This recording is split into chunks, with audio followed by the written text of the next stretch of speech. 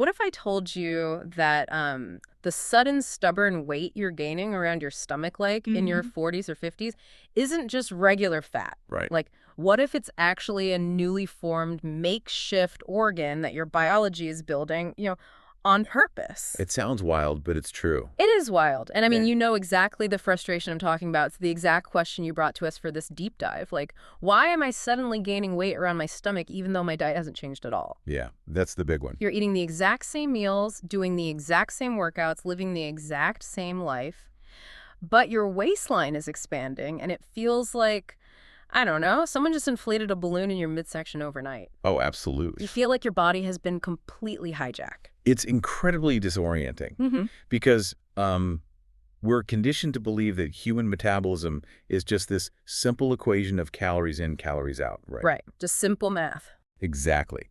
And when that math suddenly fractures Yeah. and the rules you've relied on for decades just stop applying, it is completely natural to feel, well, betrayed by your own biology. Completely. But setting a clear baseline right here at the start is critical. This midlife shift, a lot of people call it the menopause middle, is absolutely not a failure of willpower. Oh, thank goodness. Right? It's not a sudden lack of discipline. It is drawn by highly predictable, measurable biochemistry. Your body is just navigating a really profound systemic transition. And our mission today is to decode that exact transition. We're going to look under the hood of your metabolic engine, pulling from clinical endocrinology, public health data, and even the latest guidance on modern hormone and weight loss therapies. There's a lot of incredible data out there. There really is. We're going to figure out exactly how this biological hijacking works. So, okay, let's unpack this. To understand why your stomach is expanding without a single change to your diet, we have to start by looking at how your body receives instructions on where to store energy in the first place. Okay, so like a blueprint. Exactly. During your reproductive years, estrogen is sort of the dominant director of fat storage. It strongly favors the hips and the thighs, that classic pear shape. Right, right. But it doesn't just passively encourage fat to go there. Estrogen actively plays defense in your midsection. It specifically blocks this enzyme called lipoprotein lipase in the abdominal area. Let's break down that enzyme for a second because it seems like the key to this whole mystery, right? It really is. So lipoprotein lipase is essentially the mechanism that pulls fat out of your bloodstream and packs it away into your tissue. Yeah, precisely. It sits right on the walls of your capillaries and it just grabs passing triglycerides and stores them. Wow. And as long as you have robust estrogen levels, estrogen keeps that lipoprotein lipase severely suppressed in the belly area. So it's kind of like estrogen acts like a traffic cop stationed at a really busy intersection right in the center of town. Oh, I like that. Yes. Like, as long as that traffic cop is on duty, the fat isn't allowed to park in the belly. It gets aggressively waved through and directed down to the glutes and the thighs. Exactly. But when estrogen levels plummet during the menopause transition, that traffic cop effectively just retires. They walk off the job. Right, and suddenly, lipoprotein lipase goes completely unchecked. All that metabolic traffic just piles up right in the center of town. That is a brilliant way to visualize the mechanism because, the clinical data illustrates just how massive that traffic jam gets. How massive are we talking? Well, before menopause, visceral fat, which is that deep fat packed under your muscles surrounding internal organs like your liver and intestines, Yeah, that only makes up about 5 to 8% of your total body fat. okay, 5 to 8. But after menopause, without that protective estrogen blockade, visceral fat jumps to 15 to 20% of your total body fat. Hey, 15 to 20, that is a staggering redistribution. It really is. And it's compounded by another hormonal shift, isn't it? Because as the estrogen drops, the testosterone doesn't drop at the same rate, right? Correct. You end up with this relative rise in androgens, specifically testosterone, compared to the estrogen. And what does that do? Well, testosterone actively upregulates abdominal fat storage. So you've lost the hormone that prevents belly fat, and you're left with a relative surplus of the hormone that actively encourages it. Wow. So the fundamental blueprint of your body has literally been redrawn. Exactly. But it's not just where the fat goes. The fat itself changes too. Right. This isn't just the harmless inert padding that you might carry on your hips. No, not at all. We are talking about a totally different kind of tissue here. Yeah. What's so fascinating is the fundamental shift in the hormone profile occurring inside that tissue. Okay, tell me more about that. So before menopause, your primary estrogen is estradiol, or E2. E2, got it. And estradiol is a powerhouse. It's highly anti-inflammatory, it keeps your blood vessels flexible, and it actively helps regulate insulin. So it's basically doing a lot of heavy lifting. Huge amounts. But postmenopause, the dominant estrogen circulating in your body switches to estrone or E1. Hang on, I really need to understand the mechanics here. If the ovaries are practically retired, right, and they aren't pumping out estrogen anymore, where is this new E1 suddenly coming from? That's the crazy part. Is the body just pulling it out of thin air? No, this is where human biology gets incredibly resourceful. That E1 is being synthesized inside the visceral fat tissue itself. Inside the fat? Wait, really? Yes, visceral fat is not just inactive blubber sitting in your abdomen. It operates as a highly active endocrine organ. Oh, wow. It contains a specific enzyme called aromatase. And aromatase acts like a chemical converter. It takes the circulating androgens in your bloodstream and actively transforms them into E1. Wow, so the fat is actually manufacturing its own hormones. Exactly. If we go back to that traffic metaphor, it isn't just a traffic jam anymore. The fat has basically built an unauthorized, highly polluting chemical factory right in the center of town. A polluting factory is the perfect analogy, because this new E1-heavy environment, combined with those physically larger visceral fat cells, creates a localized and then systemic inflammatory loop. So the whole body gets inflamed. Right. These enlarged fat cells start secreting inflammatory cytokines. Which are what exactly? They're basically signaling proteins, specifically ones like TNF-alpha and interleukin-6. These proteins travel through your bloodstream, raising your baseline level of inflammation everywhere. Ouch. And as that happens, your production of a really crucial hormone called adiponectin just drops off a cliff. And adiponectin is incredibly important for how we process the food we eat, right? Oh, absolutely vital. I've always thought of adiponectin as like the key that unlocks your cells so insulin can push blood sugar inside to be used for energy. That is precisely how it works. When visceral fat expands and gets inflamed, it literally stops producing those keys. So what happens to the sugar? Well, as adiponectin drops, your muscle and liver cells become resistant to insulin.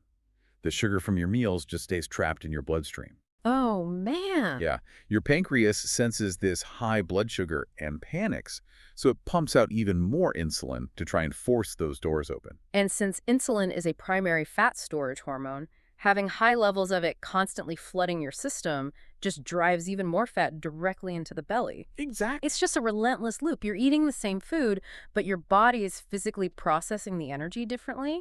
And it even alters the gut, right? Like the sources mentioned, postmenopausal women actually see a shift in their gut microbiome. Yeah, they develop an increase in specific bacteria directly associated with obesity and inflammation. So the entire ecosystem changes. It does. But while all of this active redistribution and inflammation is occurring, your body's overall energy expenditure is simultaneously slowing down. Right. And this is what makes you highly susceptible to actual overall weight gain, not just the fat shifting from the hips to the waist. Yeah, the math on the scale does actually change. Like women gain an average of 1.5 kilograms a year during this midlife transition. Which really adds up. It does. By the time they fully reach menopause, that is an average total weight gain of 10 kilograms. Yeah. And a massive driver of that is the silent loss of muscle mass, isn't it? Yes. Sarcopenia, or age-related muscle loss, accelerates a lot in midlife. How much do we lose? Women naturally lose lean muscle mass by 3 to 8% per decade after age 30.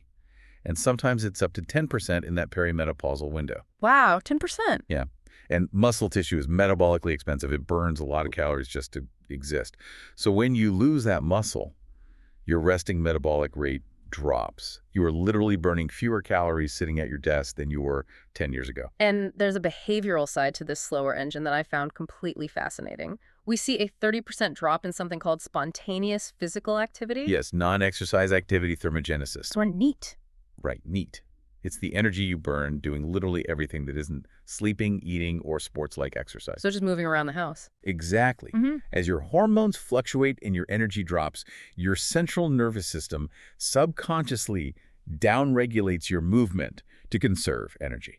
That's wild. So you don't even know you're doing it. Not at all. You might still be dragging yourself to your 45-minute spin class, but outside of that, you're fidgeting less, you're taking the elevator instead of the stairs, you're sitting deeper into the couch. You just don't realize you're moving less, but your daily calorie burn plummets. Exactly. And we cannot ignore the elephant in the room when it comes to midlife weight gain, cortisol. Cortisol, yes. Because for most women, midlife is basically an obstacle course of stress. So true. You're juggling key career demands, teenagers, aging parents, and your own physical exhaustion. And if we connect this to the bigger picture, the way cortisol interacts with midlife biology is frankly brutal. How so? Visceral fat is uniquely packed with an enzyme called 11-beta-HSD1. Okay, that's a mouthful. It is, you don't need to memorize the name, but you do need to know what it does. It captures inactive cortisone floating in your blood and converts it into active cortisol right there inside the belly fat. Oh, wow. So your visceral fat isn't just a result of stress, it is actively amplifying the stress signal locally. And that leads to the sleep destruction, because when cortisol stays elevated, especially into the evening when it should be dropping off, it actively suppresses your brain's production of melatonin. Which triggers those agonizing 3 a.m. wake-ups. Oh, worst. You're lying there staring at the ceiling, exhausted but completely wired. And that fragmented sleep is perceived by the body as an emergency. Which just spikes your cortisol again the next morning. Exactly. It's a vicious cycle. And high cortisol then drives intense physiological cravings for quick energy. Yeah. Now, sugar, highly refined carbohydrates. Because your brain literally thinks it needs to outrun a threat. So, okay, your fat storage instructions have changed. Your fat is manufacturing inflammatory hormones, your muscle mass is dropping, and your stress hormones are ruining your sleep and driving cravings. It's a perfect storm. It is. Knowing all of this, it is completely obvious why the waistline expands. But I want to pivot here because this visceral fat isn't just an annoyance when you're trying to zip up your favorite jeans. It fundamentally alters your baseline medical risk. It really does. Excess central adiposity forces the cardiovascular system to work harder. It alters your lipid metabolism, and it creates this permanent baseline state of inflammation. Let's look at another time a female body undergoes massive systemic biological stress just to understand how dangerous this rapid metabolic shift is. Think about pregnancy. That's a great comparison. When we look at clinical guidelines for obstetrics, entering pregnancy with a suddenly high BMI causes an absolute crisis for the heart and metabolism. Right. And you might wonder, why compare menopause to pregnancy? Yeah, they seem totally different. But they're both periods of immense natural physiological strain. The obstetrics data vividly illustrates what happens when you add severe metabolic inflammation to an already stressed system. What does the data show? A high BMI during pregnancy doubles the risk of preeclampsia, which is a life-threatening blood pressure condition. It drastically increases the risk of surgical complications, heavy bleeding, and blood clots. That's terrifying. It gets worse. It even doubles the risk of neural tube defects in the baby, which requires a specialized, massive prescription dose of folic acid like 5 milligrams just to attempt to mitigate that inflammatory damage. Exactly. So the biological stress of suddenly carrying a massive load of inflamed visceral tissue doesn't just make you tired. It threatens the fundamental stability of your internal organs. Absolutely. And the menopause middle does the exact same thing to an aging body. It just accelerates the pathway to type 2 diabetes and heart disease. It does. So how does the medical community suggest we actually combat these profound risks? Because telling a woman in her late 40s to, just eat less clearly ignores the cellular reality we just spent the last 10 minutes uncovering. Well, we can look at public health interventions for obesity prevention to see what actually works. Okay, what works? When health agencies evaluate population-level data, they find that brief advice from a doctor, 5-minute chat saying you really need to watch your weight, is clinically useless. Unsurprisingly. Right. It does not change behavior or biology. The most effective primary prevention strategies involve sustained, combined metabolic counseling. Like the 15-week continuous strength training programs they evaluated in the sources? Exactly. Because it isn't about a quick 30-day shred. It is about fundamentally rebuilding the metabolic engine over months. Yes. But the universal barrier to those programs is a lack of time. Which brings us to the most crucial part of this deep dive reclaiming control. This is the important part. Knowing the mechanics of how this fat is operating, what are the actionable solutions that actually fit into a busy life? Well, you have to pull the lifestyle levers first, and they have to be highly specific to the biology we discussed. Resistance training 2 to 3 times a week is non-negotiable. Non-negotiable. It is the only physiological way to halt that 3 to 8% muscle loss per decade. You have to force the body to keep the metabolically expensive muscle tissue. And there was a highly specific protocol studied for the stress and symptom side of things too, right? Yes. 90 minutes of a weekly yoga class combined with 20 minutes of daily practice at home. And this isn't just for flexibility. The data showed this actively engages the parasympathetic nervous system. Which is key for the cortisol. Exactly. Yep. Lowering that belly fat driving cortisol, improving sleep architecture, and significantly reducing hot flushes. It's amazing what targeted movement can do. But we absolutely must acknowledge that sometimes lifestyle levers are simply not enough to overcome a stacked hormonal deck. That's a really good point. This is where modern medical interventions are changing the landscape. Hormone replacement therapy, or HRT, if initiated at the right time, provides a more protective estrogen profile. It basically replaces that inflammatory E1 with E2. And that helps with the belly fat? It improves insulin sensitivity and can attenuate that visceral fat accumulation, yes. But HRT is not a weight loss medication. No, it's not. If we are talking about significant medical weight loss, we have to look at the explosion of GLP-1 agonists like Wegovy or Mounjaro. Those are everywhere right now. They really are. And these incretin therapies are yielding 15 to 20% weight loss. They fundamentally change how your brain perceives hunger and how your pancreas manages insulin. They are arguably the most revolutionary metabolic medications of our generation. However, Okay, here's where it gets really interesting. And honestly, a little bit dangerous if you and your doctor aren't paying close attention. very dangerous. I'm looking at this clinical data on GLP-1s and HRT, and I'm realizing millions of women are currently prescribed both. But there is a massive pharmacological clash between these two therapies. It's huge. Are doctors just flying blind here? It is a critical blind spot in primary care right now. Let's break down the pharmacokinetics. Drugs like Mounjaro and Wegovy work, in large part, by significantly delaying gastric emptying. So they keep the food in your stomach longer? Exactly. They keep food and anything else you swallow sitting in your stomach much longer, so you feel a sustained sense of fullness. Right. But if you are taking HRT and you still have a uterus, you must take progesterone to protect your uterine lining from the estrogen. Otherwise, you massively increase your risk of endometrial cancer. Correct. And the most common way to take that is an oral progesterone pill, like Utrogestan. Exactly. Now, oral progesterone is highly lipophilic and relies on a specific gut pH for optimal absorption.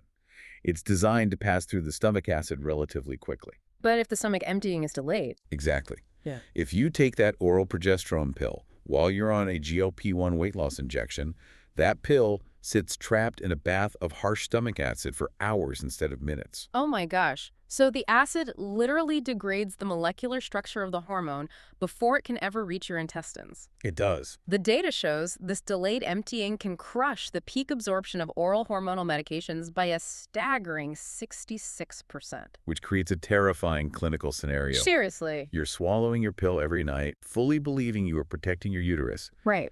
But biologically, the medication is being destroyed in your stomach. That's awful. You aren't getting anywhere near the necessary levels of progesterone into your bloodstream. And so you are unknowingly leaving your endometrial lining vulnerable to abnormal thickening and cancer. So what is the clinical workaround? Like, if a listener is sitting here realizing they're on both of these medications right now, what should they be asking their doctor? Well, clinical guidance specifically addresses this. The safest, most biologically sound option is to bypass the digestive tract entirely. How do you do that? Medical societies recommend using a 52 milligram levonorgestrel IUD, like the Mirena. The IUD sits right inside the uterus, delivering the protective progestin exactly where it is needed locally. So it completely skips the stomach. Right. It is 0% affected by the delayed digestion caused by the weight loss injections. Okay, but what if an IUD is absolutely off the table for someone? The alternative is to switch to a transdermal combined HRT patch. This delivers both the estrogen and the progestogen continuously through the skin, directly into the bloodstream, again completely bypassing the compromised gut. That makes sense. And if a patient absolutely insists on remaining on the oral pill, doctors are advised to temporarily double the dose of the oral progesterone for 4 weeks every single time the GLP-1 dose is initiated or increased. Just to compensate for what's destroyed in the stomach. Exactly, until the gut motility stabilizes. Wow. So what does this all mean? Let's synthesize exactly what we've uncovered today. If your waistline is suddenly expanding in midlife, you're not crazy and you're not lazy. You're really not. The estrogen traffic cop has a band in the intersection, allowing enzymes to violently pull fat into your belly, That fat is an active polluting factory churning out inflammatory hormones and destroying your insulin sensitivity. Yeah. Your muscle mass is quietly disappearing, slowing your metabolic engine, and cortisol is trapped in a loop that ruins your sleep. It is a monumental biological shift, Yeah. and it requires a targeted, scientifically grounded response. Mm. You have to lift heavy weights to forcefully rebuild your metabolic engine. You have to actively manage your nervous system to pull cortisol down. And if you are using modern medical therapies. You have to understand exactly how they interact inside your body. Exactly. It is a staggering amount of invisible biology to manage. But before we wrap up this deep dive, I want to leave you with a completely different way to look at everything we just discussed. Oh, I like this. We have spent this whole time talking about visceral fat as a polluting factory, right? As a hijacking, a biological failure. I mean, it certainly feels like a failure when your clothes stop fitting. It totally does. But let's look at this through the lens of human evolution for a second. We established that visceral fat acts as an endocrine organ, using aromatase to manufacture E1 when the ovaries stop producing E2. Right. Well, think about our ancient ancestors. Estrogen is critical for maintaining bone density and brain function. When a woman in a hunter-gatherer society reached the end of her reproductive years, her body still desperately needed estrogen. To keep her bones strong enough to survive. Exactly, to gather food and help raise her grandchildren. Ah, the grandmother hypothesis. Her survival was essential to the tribe's success. Exactly. So what did her biology do? It evolved a brilliant built-in backup generator. The belly fat. Right. The body intentionally learned to build visceral fat because that fat was the only evolutionary bridge capable of manufacturing a form of estrogen to protect her skeleton and her brain after menopause. That is a really profound perspective shift. It means the menopause middle isn't a malfunction at all. Nah. It's an ancient survival mechanism. Right. But here is the tragic irony. What was once a life-saving evolutionary adaptation has been completely weaponized by our modern environment. We just said too much now. We do. We live highly sedentary lives surrounded by hyper-palatable, heavily processed foods. We take this brilliant ancient survival mechanism, the body's desperate attempt to build a little bit of hormone-producing fat, and we accidentally supercharge it into a massive metabolic crisis. So true. Your body isn't betraying you. It's just running an ancient software program in a modern world that cannot support it. So, treat that incredible biology with some grace. Pick up some heavy weights to protect your engine, and now you know exactly what you are dealing with.